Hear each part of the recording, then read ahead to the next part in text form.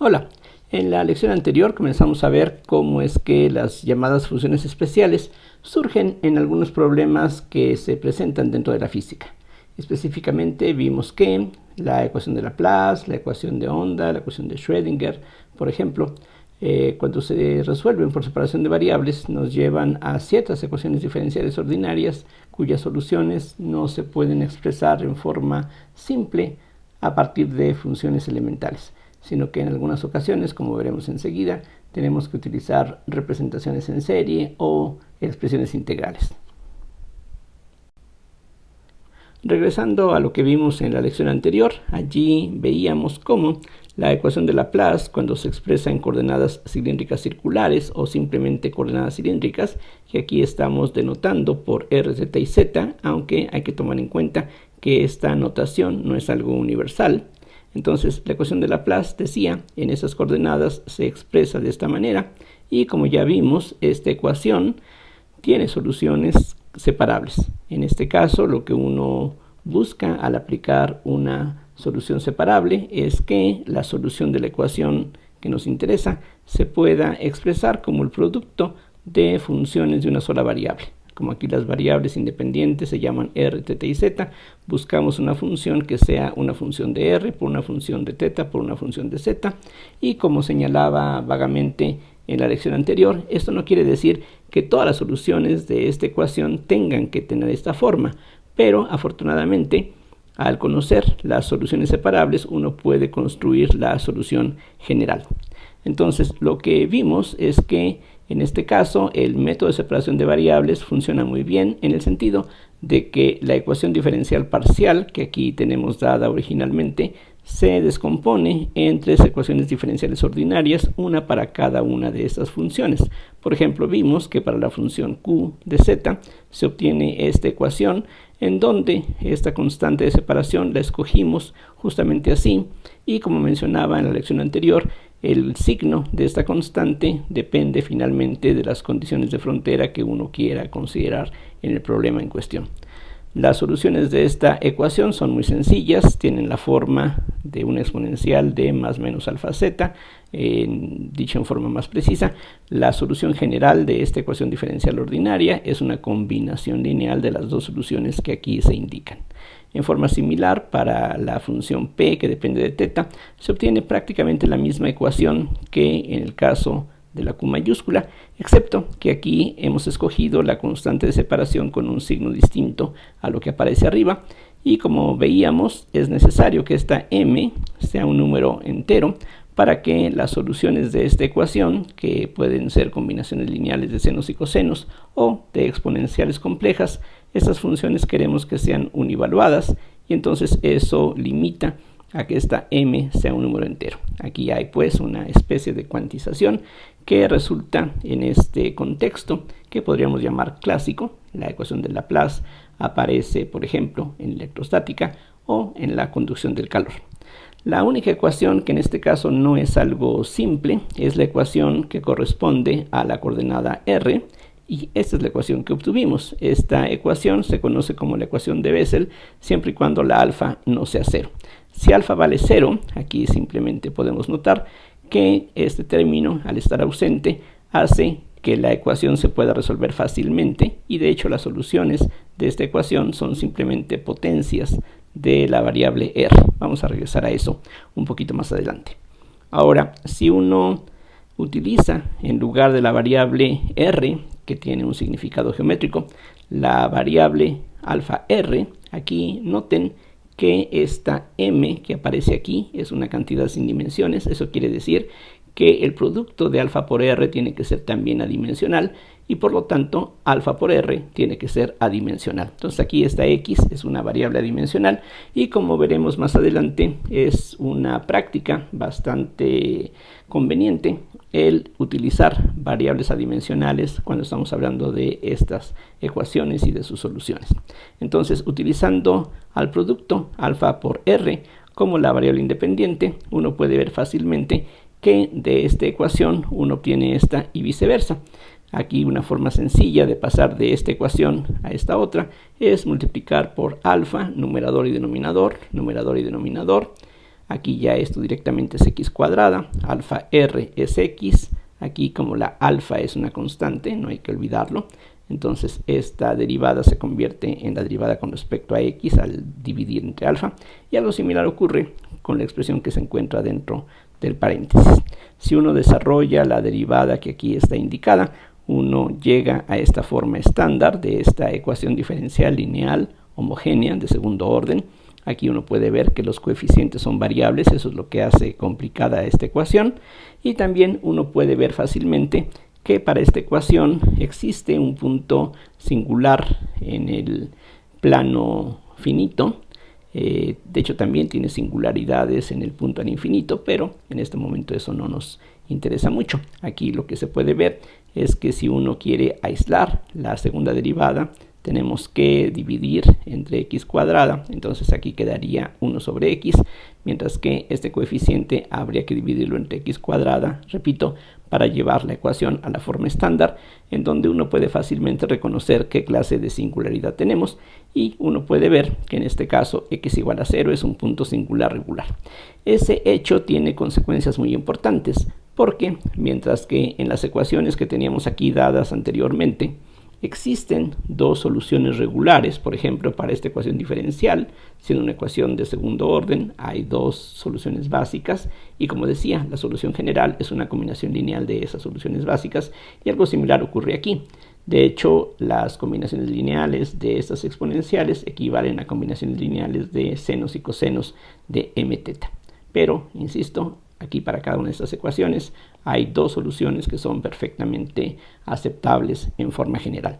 En cambio, el hecho de que para la ecuación de Bessel, que aquí tenemos escrita de esta manera, el que x igual a 0 sea un punto singular, eso quiere decir que de las dos soluciones que efectivamente esta ecuación tendría como base para todas las soluciones de la ecuación, una de ellas va a ser algo divergente. Entonces, las soluciones de la ecuación de Bessel bien comportadas en x igual a 0 se les conoce como funciones de Bessel de primera clase. Más adelante vamos a hablar de la segunda solución, que básicamente es lo que se conoce como las funciones de Bessel de segunda clase.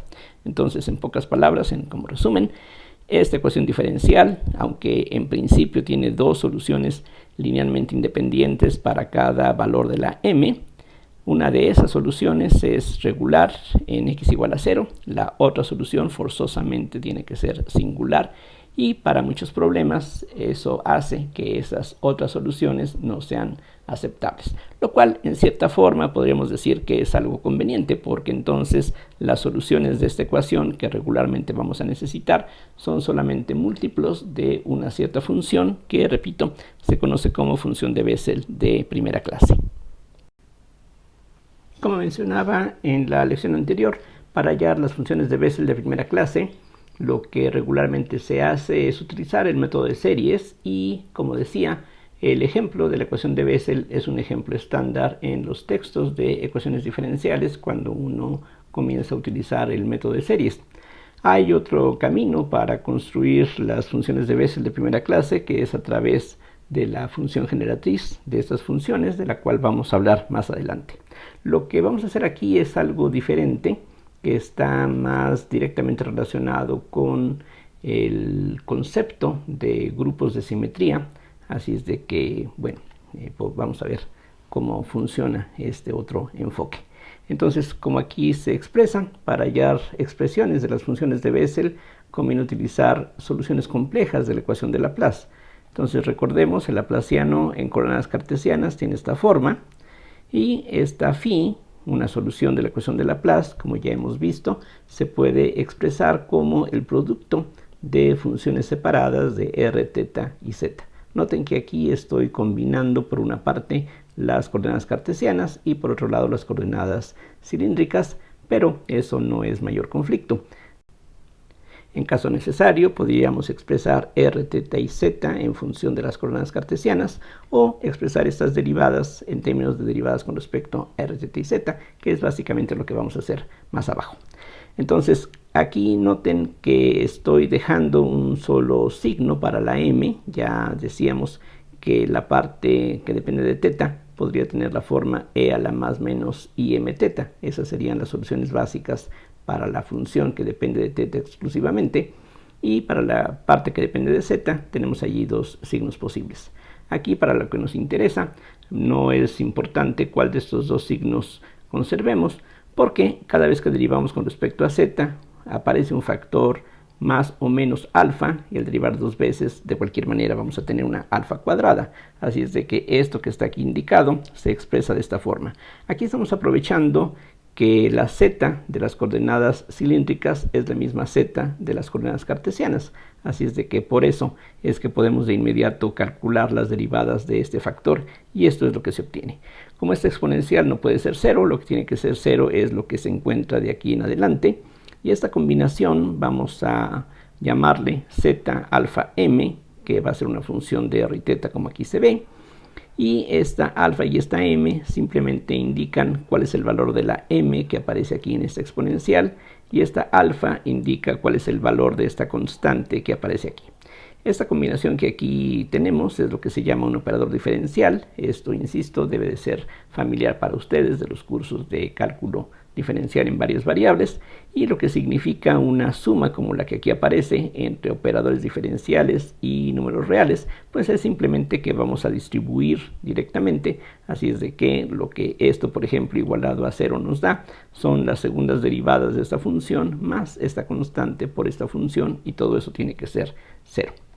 Ahora, lo que podemos ver es que la condición que nos queda aquí se puede reescribir de esta forma, pasando el término que contiene esta constante del lado contrario, y esta expresión es algo similar al laplaciano en 3 dimensiones, solamente que este sería el laplaciano en el plano.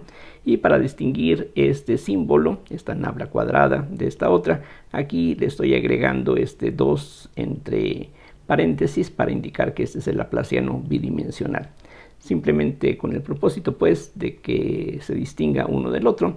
Y esto pues puede resultar a veces un poquito engorroso, pero pues es en aras de la claridad. Entonces lo que nos queda es que la condición de que este producto sea una solución separable de la ecuación de Laplace equivale a esta ecuación, y el hecho de que esta función contenga una exponencial de esta forma específicamente hace que cuando derivamos esta expresión con respecto a θ, vean ustedes que vamos a obtener la misma función por un factor extra que es im. Entonces, esas son las dos expresiones pues que caracterizan a estas funciones que aquí tenemos. La parte que depende de θ pues es una función, decía, ya bien conocida. Ya sabemos qué quiere decir una exponencial imaginaria, ya sabemos que eso se puede poner en función de senos y cosenos, pero esta r es justamente, como decía, las funciones de Bessel de primera clase, y van a ser las funciones de Bessel de primera clase precisamente si exigimos que estas soluciones sean bien comportadas en todos los puntos del plano cartesiano, o en todos los puntos del plano expresado en términos de las coordenadas polares r y θ. Aquí recuerden que r y θ, que son parte de las coordenadas cilíndricas, se convierten en las coordenadas polares habituales en el plano cartesiano. Utilizando la regla de la cadena, uno puede mostrar fácilmente que la derivada con respecto a x, aquí pensando nada más en el plano cartesiano, como decía, es lo mismo que la parcial de r con respecto a x por la parcial con respecto a r, más la parcial de θ con respecto a x por la parcial con respecto a θ. Lo que esta igualdad significa es que si ponemos aquí enfrente cualquier función de r y θ o de x y y, entonces al meter en todos estos lugares esa función, vamos a obtener una identidad. Si derivamos r con respecto a x, recordando la relación que existe entre las coordenadas polares y las cartesianas, uno ve que esta derivada es el coseno de x, mientras que esta otra derivada se puede expresar así. Y similarmente la parcial con respecto a y corresponde a esta combinación. Ahora, aparte de estas expresiones, conviene introducir dos operadores, algo bastante relacionado con el operador laplaciano, como veremos enseguida, que vamos a llamar p más y p menos, pero algo bastante peculiar en estas definiciones es que, a diferencia de lo que tenemos aquí dado en las expresiones de arriba, estas combinaciones ya involucran a la unidad imaginaria. Vamos a ver que eso tiene una enorme ventaja. Entonces, si utilizamos las expresiones que aquí aparecen para estas parciales y empleamos después la relación de Euler, es decir, que el coseno de teta más i veces el seno de teta es e a la i teta, uno puede ver fácilmente que esta combinación queda de esta forma bastante compacta, y similarmente p menos, que se define de esta manera, corresponde a lo que podríamos llamar el conjugado de la expresión que aparece arriba. Vean que al cambiar i por menos i, pasamos de p más a p menos, y aquí también, haciendo ese cambio, pasamos de una expresión a la otra. Lo que va a ocurrir entonces es que si nosotros aplicamos el laplaciano en dos dimensiones, ya no a la función z alfa m, sino a p más actuando sobre esta función. Entonces recuerden que p más involucra a las derivadas con respecto a x y a y, mientras que el laplaciano es básicamente, si lo expresamos en coordenadas cartesianas, una suma de segundas derivadas parciales con respecto a x y a y. Y sabemos que si estamos hablando de funciones bien comportadas, las parciales conmutan entre sí. Entonces eso quiere decir que en este caso podemos intercambiar el orden en el que actúan estas segundas derivadas y estas primeras derivadas, y es justamente lo que aparece aquí. La p más aparece a la izquierda ahora de estas segundas derivadas, pero el laplaciano bidimensional de la z, como habíamos dicho, es menos alfa cuadrada por la z misma. Así es de que, como esta alfa cuadrada es una constante, puede salir de las derivadas, y esto es lo que obtenemos. Por otro lado, podemos ver que si derivamos con respecto a teta a esta combinación, que es la misma que aparece aquí arriba, noten ustedes, entonces nos va a quedar la derivada con respecto a teta de p más z alfa m, que de aquí se puede leer. Vean que al aplicar este operador a la z, esto es lo que obtenemos, y ahora lo que tenemos que hacer es simplemente aplicar la regla de Leibniz para desarrollar la derivada de este producto. Lo que se obtiene entonces es la derivada de esta exponencial con respecto a teta, que es i veces e a la i teta, por esta función, que es esta combinación de derivadas, es una combinación compleja. La z misma, recuerden, es una función compleja. Y después viene este exponencial que aquí se encuentra por la derivada con respecto a teta de esta combinación de derivadas. Ahora vean ustedes que aquí ya no aparecen funciones que dependan de teta explícitamente más que esta z, y podemos intercambiar unas derivadas con otras aquí, y aquí lo mismo. Esta r sale de la derivada con respecto a teta, y por supuesto la derivada con respecto a teta, pues al ser lo mismo que esta que se encuentra aquí, pues no podríamos distinguir cuál está actuando primero. Ahora, esto que se halla en este primer término se puede reescribir nuevamente en términos de la p más, y equivale a esto si ustedes ven la definición. Y similarmente aquí tenemos algo parecido, es decir, intercambiamos las derivadas, y entonces todo esto equivale a p más actuando sobre la parcial de z alfa m con respecto a teta. Pero ya sabemos que la parcial de z alfa m con respecto a teta es im z alfa m.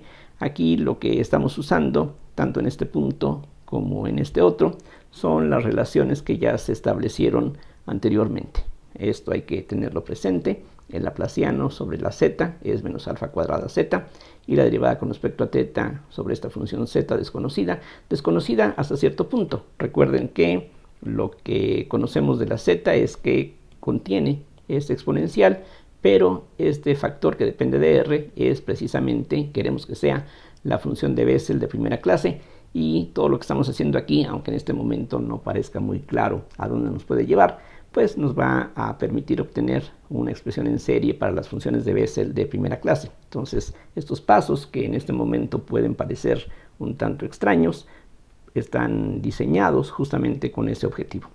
Entonces, ¿qué es lo que hemos encontrado? Lo que hemos encontrado es que, por un lado, el laplaciano de z alfa m es menos alfa cuadrada por la z, y que sabemos la derivada con respecto a teta de la z alfa m es im z alfa m. En cambio, el laplaciano de p más actuando sobre esta función y la parcial con respecto a teta actuando sobre esa misma función nos lleva a resultados muy similares a los que teníamos con la z sola. De hecho, aquí aparece exactamente el mismo factor que teníamos antes cuando la p no estaba, y en cambio aquí con esta p lo que estamos encontrando es que en lugar de que nos quede simplemente el factor im, nos queda el factor im más 1. Eso quiere decir que esta función tiene que ser ya no un múltiplo de la z alfa m, porque aunque tiene la misma alfa, no tiene la misma m, sino que correspondería a una función de esta forma. Esto es algo que requiere un poquito de reflexión y pues es cosa de regresar a las ecuaciones anteriores en caso necesario. Como ya mencionaba, la ecuación de Bessel tiene una solución regular nada más, entonces necesariamente este resultado tiene que ser un múltiplo de esta función. Ahí es donde entra precisamente el hecho de que la ecuación de Bessel tiene una sola solución regular. Y en el fondo lo que está detrás de esta relación es el hecho de que el laplaciano es un operador que es invariante bajo traslaciones. Las traslaciones en el plano forman un grupo. Si recuerdan la definición de grupo, pueden ver que efectivamente eso es cierto. Entonces aquí es donde, digamos, subyace esta idea de un grupo de simetría. Lo que permite hacer una expresión como esta, tener una expresión así, es el hecho de que el laplaciano es invariante bajo traslaciones. Y esto se va a ver un poquito más claramente en lo que sigue cuando utilicemos la fórmula de Taylor. Si uno repite los cálculos que aquí hicimos con el P+, pero ahora con el P-, uno encuentra algo muy similar, pero la diferencia es que en lugar de que tengamos aquí un m+1, ahora va a aparecer un m-1, y de nuevo eso quiere decir que tiene que existir alguna constante que estamos llamando lambda menos, que tiene que satisfacer esta relación. Si ahora combinamos estas dos fórmulas, si aplicamos P+ y P-, en cualquier orden, estos operadores conmutan entre sí, conmutan por la definición que tienen en términos de las parciales con respecto a x y con respecto a y, y de hecho este producto en cualquier orden equivale justamente al laplaciano en dos dimensiones, como ustedes pueden o deben verificar. Pero P- actuando sobre esta función es la constante lambda menos por esta otra función. Esta constante sale de las derivadas y cuando la P+ actúa sobre esta función lo que hace es subir un índice, un valor al índice que teníamos. Si aquí tenemos m-1, pues vamos a regresar a la m original, lo cual en cierta forma ya lo sabíamos. Ya sabemos que el laplaciano en dos dimensiones de la z alfa m tiene que ser menos alfa cuadrada por z alfa m. Entonces este producto de constantes tiene que ser lo mismo que menos alfa cuadrada, que es justamente lo que está aquí escrito. Como tenemos aquí una sola ecuación con dos incógnitas, esta condición no determina el valor de estas dos cantidades, así es de que aquí tenemos cierta libertad para escoger alguna de las dos. Y lo que resulta conveniente es escoger la lambda más, curiosamente como menos alfa, y entonces la lambda menos va a ser más alfa. De esa manera el producto de las dos tiene que ser menos alfa cuadrada y las condiciones que aquí habíamos establecido se leen de esta manera. Es decir, esos factores de proporcionalidad son simplemente menos alfa y más alfa. Ahora vamos a ver cómo a partir de estas expresiones, que insisto, hasta este punto pueden parecer un tanto extrañas y sin un propósito claro, vamos a ver cómo nos permiten hallar la expresión para las funciones de Bessel. Y para eso lo que vamos a emplear enseguida es la fórmula de Taylor, o si ustedes gustan, la fórmula de Maclaurin.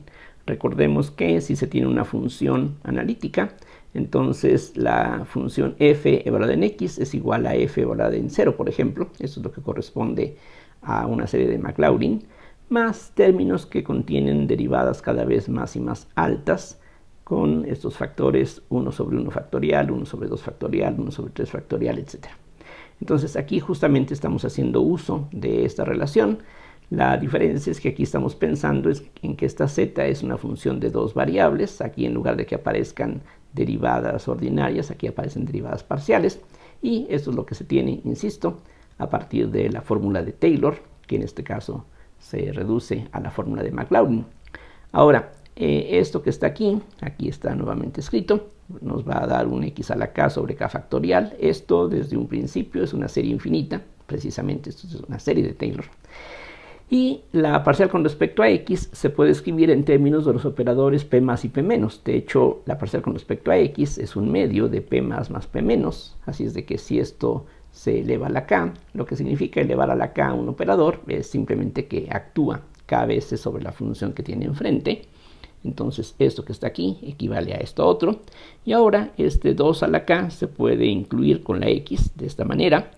Y la suma que tenemos aquí, aunque es una suma de operadores, el hecho de que esos operadores conmutan entre sí nos permite utilizar la fórmula del binomio. Entonces, esta suma, este binomio de la potencia k, es la suma desde L igual a 0 hasta k, de esto que es el coeficiente binomial k en L, por p a la L, p más, perdón, y p menos a la k menos L. Este por, en realidad, no es una multiplicación ordinaria, sino que es una composición de operadores. Este operador, por ejemplo, actúa sobre esta función, y después este operador actúa sobre lo que quede. Pero ya sabemos que los operadores p más y p menos, al actuar sobre la función z, tienen un efecto muy sencillo. De hecho, se les conoce en la mecánica cuántica como operadores de subida y bajada. Vean que esta p más lo que hace es subir el valor de la m, mientras que p menos lo que hace es bajar el valor de la m. Aquí, cuando actúa muchas veces este p menos, k menos l veces, lo que va a hacer es bajar esta m en k menos l unidades, pero después este operador se va a encargar de subirlo l unidades. Al combinar todo eso, cada vez que actúan, recuerden, la p más y la p menos, en un caso aparece un factor menos alfa y en otro caso aparece un factor más alfa. Entonces, lo que queda al hacer actuar estos operadores sobre esta función, pues sería aquí un menos alfa a la l, aquí tendríamos un más alfa a la k menos l, y como decía, esos operadores lo que hacen es mover este segundo índice, este bajándolo k menos l unidades y ese subiéndolo l unidades, por lo que en lugar de esta m lo que vamos a tener es esta combinación que aquí aparece. Recuerden que en la fórmula de Taylor o en la fórmula de Maclaurin lo que tenemos que hacer es evaluar las derivadas en el punto donde está centrado el desarrollo. Aquí lo que queremos es centrar el desarrollo en el origen por una razón que vamos a ver enseguida. Entonces, esto que está aquí es lo mismo que está aquí. Este 0 con una flechita encima es este punto del plano cartesiano, es el origen simplemente. Pero ahora recordemos que estas funciones z mayúscula son el producto de una función de Bessel, cuya expresión todavía no hemos hallado, por una exponencial.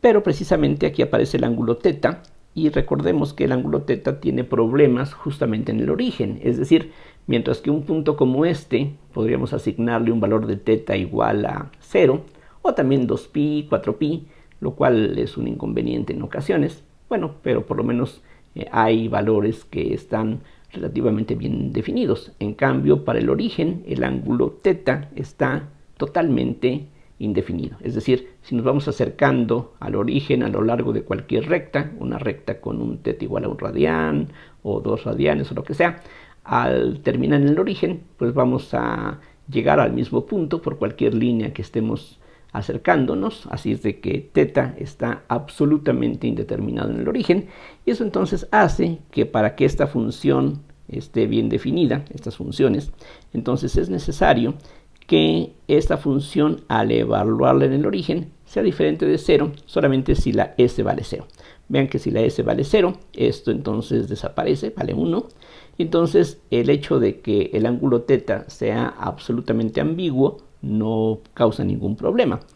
Entonces lo que tiene que ocurrir es que para que estas funciones sean bien comportadas, entonces necesitamos que al evaluar en el origen, por eso conviene evaluar allí, la única posibilidad para que esto no sea 0 es que todo este índice valga 0.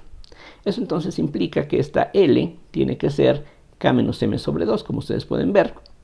Y entonces, regresando a la doble sumatoria que teníamos aquí, la serie sobre k sigue aquí presente, pero de la suma sobre L solamente vamos a conservar el término donde la L tiene este valor. Entonces sustituimos la L donde quiera que aparezca por el valor que aquí corresponde. Eso nos lleva a esas expresiones que se ven curiosas porque pudiera parecer que estamos hablando de factoriales de números que no son enteros. Pero si revisamos de dónde viene todo esto, esta L, K menos L son enteros. Más bien lo que esto significa es que la diferencia de K menos M y la suma de K más M tienen que ser números pares, justamente para que estos cocientes sean números enteros tal como teníamos en un principio. Lo que conviene hacer ahora es un cambio de variable y en lugar de K menos M sobre 2 utilizar una letra J. La K entonces sería igual a M más 2J. Entonces en lugar de esta K tendríamos M más 2J. Y lo que teníamos aquí en términos de esta variable K, ahora con la J se escribe de esta manera. Y ahora simplemente notemos que para el punto en donde estamos evaluando la función, que era este punto del plano cartesiano, ahí el ángulo θ vale 0. Y entonces la exponencial de e a la i mθ vale 1, y por lo tanto el lado izquierdo de esta ecuación simplemente se reduce a la función de Bessel evaluada en x por esta exponencial que vale 1, mientras que del lado derecho pues nos queda esta serie. Y esto precisamente se denota con una j mayúscula, esta es la notación estándar. Aquí queda indeterminado el valor de esta función, y lo que vamos a hacer es, por definición, darle el valor de 1, y entonces de esta expresión llegamos a esta otra que está aquí, esta exponencial desaparece, y entonces aquí vean que de esa manera estamos encontrando una expresión en serie para la función r, que era precisamente por construcción la función de Bessel de primera clase. Aquí lo que hay que notar es que en forma automática se combinan la alfa y la x, y entonces esta combinación, decíamos hace rato, es una combinación adimensional, y entonces la expresión que obtenemos de esta forma se puede resumir de esta manera. Si sustituyo alfa x por x simplemente, entonces en lugar de esta alfa x queda aquí la x y nada más. Entonces esta es la expresión en serie para las funciones de Bessel de primera clase de orden entero. Este subíndice se conoce como el orden de la función, y aquí uno puede ver que esta expresión efectivamente reproduce lo que se decía previamente. Es decir, uno puede ver que si la x se sustituye por 0, vamos a tener aquí pues 0 sobre 2, que es 0, y 0 a cualquier potencia excepto 0 vale 0. Entonces, solamente en el caso en que la m vale 0, tenemos un término sobreviviente en la serie que precisamente correspondería a un 0 a la 0, que es lo que da este 1 que aquí aparece. Entonces hay consistencia con lo que habíamos supuesto anteriormente. Ahora, de las fórmulas que teníamos establecidas previamente, y espero que recuerden estas expresiones, como dije antes, estos operadores P más y P menos actúan como operadores de subida y bajada, suben el valor de la m o lo bajan, dependiendo de cuál es el signo, y aquí hay un factor de proporcionalidad que es un menos para el caso del más y es un más en el caso del menos. Si usamos la definición de P más menos, ya vimos que en términos de las coordenadas polares se escribe de esta forma. La z ahora ya se escribiría de esta manera, ya no como una función r desconocida, sino ya precisamente serían estas funciones de Bessel. Y algo similar ocurre del lado derecho, solamente que ahora la m está sustituida por m más o menos 1.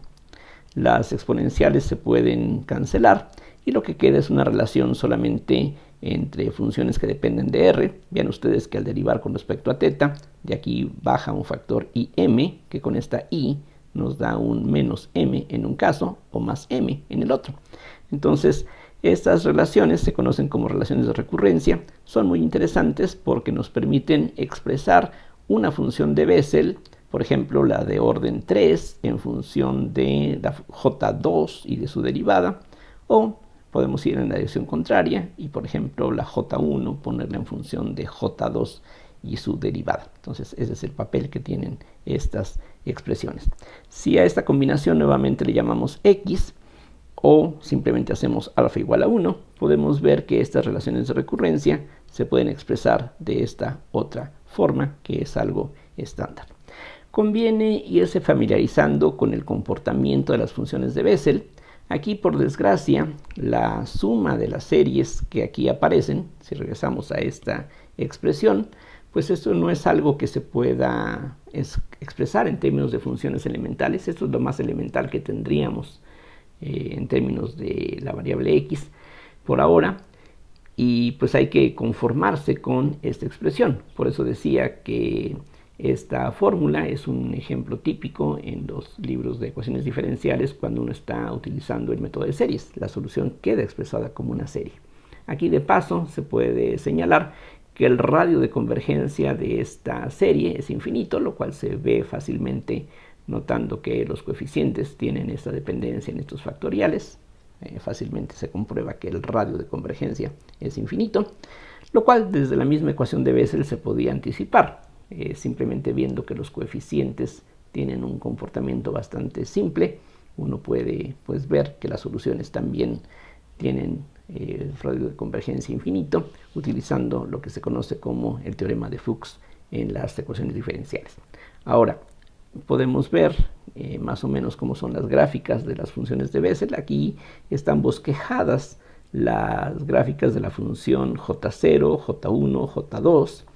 La única que vale algo diferente de 0 en x igual a 0, decía, es la J0, que toma el valor de 1. Las demás toman el valor de 0, justamente en x igual a 0. Y esto es básicamente lo que uno tiene al hacer la gráfica. De hecho, la gráfica no está muy bien hecha. La amplitud de estas oscilaciones va reduciéndose progresivamente y a medida que la x va haciéndose más grande, la separación entre las intersecciones de la gráfica con el eje x se va volviendo prácticamente una constante y tiende a pi, es decir, las funciones de Bessel tienen cierta relación con las funciones trigonométricas, aunque quizá ahorita esto no se note de una manera todavía muy clara. Lo que también se puede ver es que en el caso en que la alfa vale 0, como decía anteriormente, si la alfa es diferente de 0 tenemos las funciones de Bessel, pero cuando la alfa vale 0 las cosas son bastante sencillas, cosa que se puede ver de estas expresiones. Si la alfa vale 0, entonces este lado derecho desaparece y uno puede ver fácilmente que las soluciones de esta ecuación que queda, que es una ecuación de primer orden bastante sencilla, en ese caso sí, que se puede expresar en términos de puras potencias de R, y el resultado es un R a la M o R a la menos M. Eso es importante en las aplicaciones físicas, por ejemplo, cuando uno está resolviendo la ecuación de Laplace para algún problema de la física. Cuando la alfa no es 0, tenemos que lidiar con las funciones de Bessel, pero cuando la alfa vale 0, entonces lo que tenemos son simplemente potencias de R, como ya se había señalado anteriormente.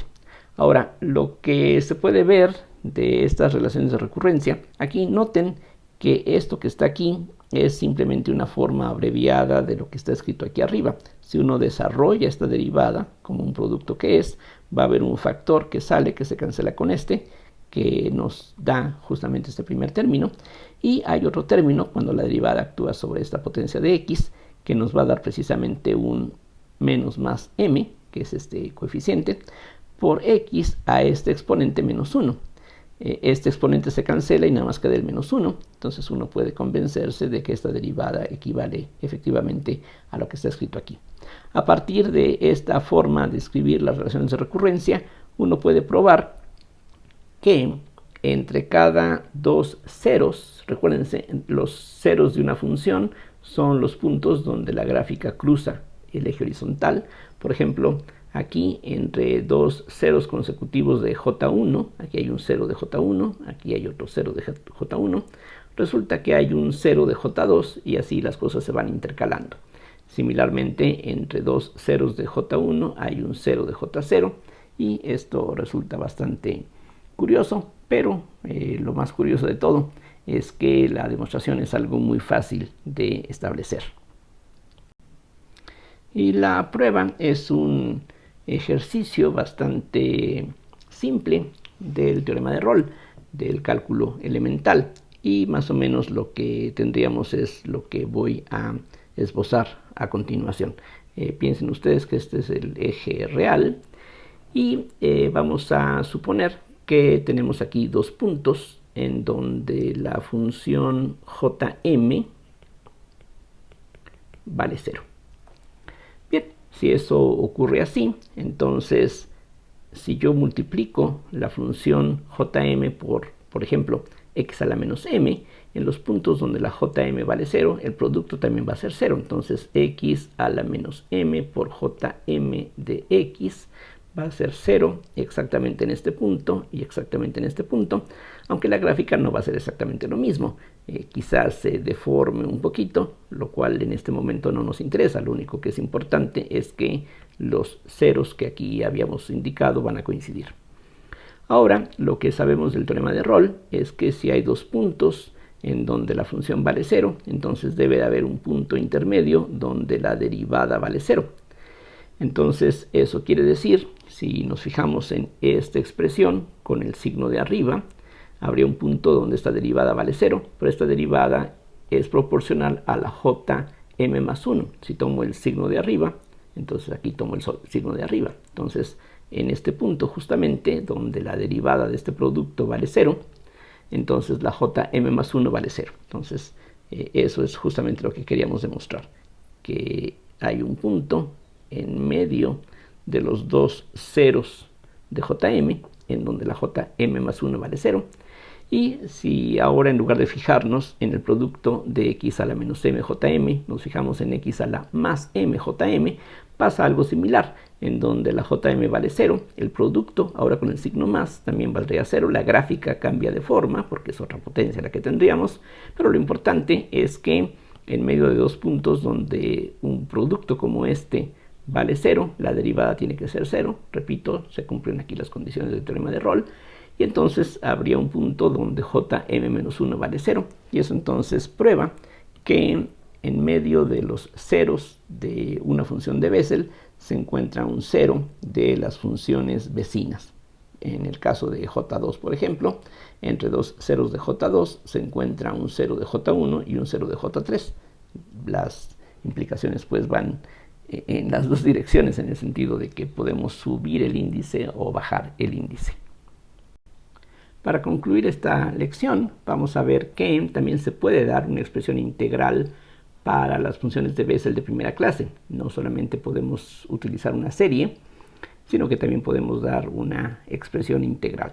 Para eso vamos a utilizar un resultado muy importante de la variable compleja. Entonces, este es el plano complejo, y lo que dice la fórmula integral de Cauchy es básicamente que si tenemos una función que es bien comportada en esta región, que contiene una curva cerrada C, entonces la enésima derivada de esa función, evaluada en un punto z0 dentro de esta curva, se puede expresar así, como n factorial entre 2pi por la integral cerrada sobre esta curva de f de z entre z menos z0 a la n más 1. Noten que aquí el exponente es una unidad más grande que el número que aparece aquí dentro del factorial o el orden de la derivada que tenemos aquí.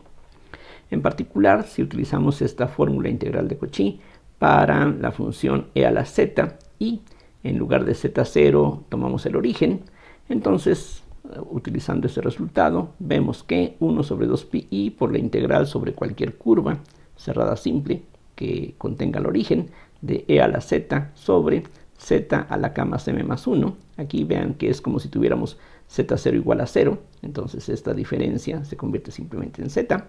De acuerdo con esta fórmula, decía, lo que vamos a tener es 1 sobre el factorial del exponente que aparece aquí menos 1. Quiten este 1, entonces queda aquí un k más m factorial por la derivada enésima de esta función, pero la derivada de la exponencial es la misma exponencial que hay que evaluar en el punto z0, que aquí se ha escogido como el origen, y las derivadas de la exponencial es la misma exponencial, y en 0 esto nos da 1. Entonces esta es una forma, si ustedes gustan, complicada de escribir este factorial como una integral de línea de esta manera. Y si regresamos a la expresión en serie que habíamos obtenido previamente para las funciones de Bessel de primera clase, lo que tenemos entonces es esto, que jm de x es la serie desde k igual a 0 hasta infinito de menos 1 a la k sobre k factorial, x entre 2 a la m más 2k, y aquí lo único que faltaría sería justamente 1 sobre k más m factorial, que ahora lo expresamos en términos de esta integral de contorno. Entonces ahora lo que hacemos es intercambiar la integral con la serie, usando el hecho de que una serie convergente como esta tiene la propiedad de la convergencia uniforme, que nos permite intercambiar la integral con la serie. Así es de que todo lo que no depende de k se puede separar, todo lo que depende de k queda dentro de la serie. Entonces esto es lo que tenemos. Aquí separamos x sobre 2 a la m y x sobre 2 a la 2k. Aquí está, simplemente x sobre 2 a la 2k es lo mismo que x cuadrada sobre 4 a la k. Este menos 1 a la k aquí está escrito, y este z a la k que aquí teníamos se agrega a este esta combinación, y el z a la m más 1 se puede separar de la serie. Ahora ustedes deben de reconocer que esta serie que está aquí es el desarrollo de Taylor para la exponencial. Desde aquí hasta acá, esto es precisamente la exponencial de este argumento, menos x cuadrada sobre 4z. Entonces, esto que teníamos originalmente se puede escribir ahora en términos de una integral de contorno. Solamente ya no tenemos una serie como antes, sino que en cambio lo que tenemos es una integral. Aquí conviene hacer ahora un cambio de variable. En lugar de la variable de integración z, entonces utilizamos esta t. Aquí solamente recalco que la integración es sobre cualquier curva simple cerrada que encierre al origen. Y con este cambio de variable, con la t vamos a tener exactamente lo mismo, es decir, a medida que la z le da vuelta al origen, lo mismo va a ser la t. Este factor solamente cambiaría el radio o las dimensiones de esa curva, pero eso no importa. Ya sabemos que de variable compleja, bien, podemos nosotros deformar el contorno y mientras sigamos incluyendo las mismas singularidades, el resultado es exactamente el mismo. Entonces, con ese cambio de variable se ve fácilmente que la integral que teníamos aquí se convierte en esto que está aquí expresado directamente, y haciendo las simplificaciones correspondientes llegamos a esta expresión que se ve, podríamos decir, bastante sencilla. Esta expresión lo que significa es que esta función que aparece en el numerador se puede expresar como una serie infinita donde los coeficientes de la serie en la variable t son precisamente las funciones de Bessel. Esta expresión se conoce en la literatura como la función generatriz de las funciones de Bessel de primera clase y de orden entero. Aquí noten que el orden, este subíndice que aparece en la j, en todos los casos que hemos tratado hasta ahorita, es un número entero desde su definición de las funciones z mayúscula que teníamos previamente. Si ahora uno en esta integral, uno escribe la integral en términos de una integral de variable real, por ejemplo, podemos escoger esta curva que encierra el origen como un círculo de radio 1, entonces la t se puede tomar como e a la i teta, donde teta, por ejemplo, va de 0 a 2pi. Entonces, con esa sustitución, esta integral se escribe de esta forma, y de nuevo hay algunas simplificaciones que uno puede hacer. Todo queda expresado de esta forma, utilizando nuevamente la fórmula de Euler. Y esto es lo que uno obtiene al juntar estas dos exponenciales en una. Como el lado izquierdo es una función real para x real, entonces la parte imaginaria tiene que ser 0. Esto entonces lo podemos eliminar sin ningún problema. Y lo que obtenemos es esta otra expresión para las funciones de Bessel de orden entero y de primera clase. Entonces aquí tenemos una expresión integral, vean que difiere enormemente de la serie que teníamos previamente, y cada una de esas expresiones puede ser útil en ciertos casos. Aquí lo bueno precisamente es que tenemos varias expresiones para escoger, y dependiendo del problema, dependiendo del contexto, alguna de ellas puede resultar de utilidad. Bueno, con esto quiero terminar esta lección, y como de costumbre, muchísimas gracias por su atención y hasta la próxima.